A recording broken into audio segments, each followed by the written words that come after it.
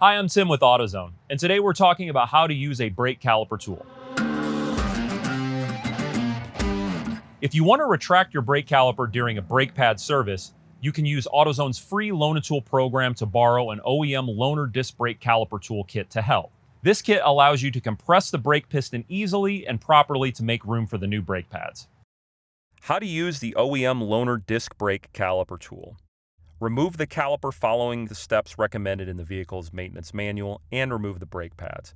Select the appropriate adapter from the kit to fit the piston properly and install the backing plate over the handle.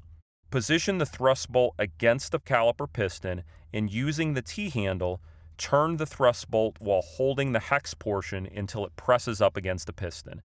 Continue tightening by hand until the piston is fully retracted into the bore. When working on rear brakes, select the appropriate adapter. Be sure the piston is positioned so the divots line up with the notch portion on the adapter. Position the thrust bolt against the caliper piston.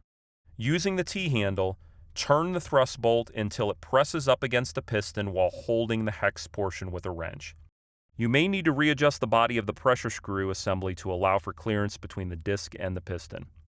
When working with rear disc brake calipers, you have to spin the piston as you compress it. Continue tightening by hand until the piston is fully retracted into the bore. For more tips and advice, like and subscribe below.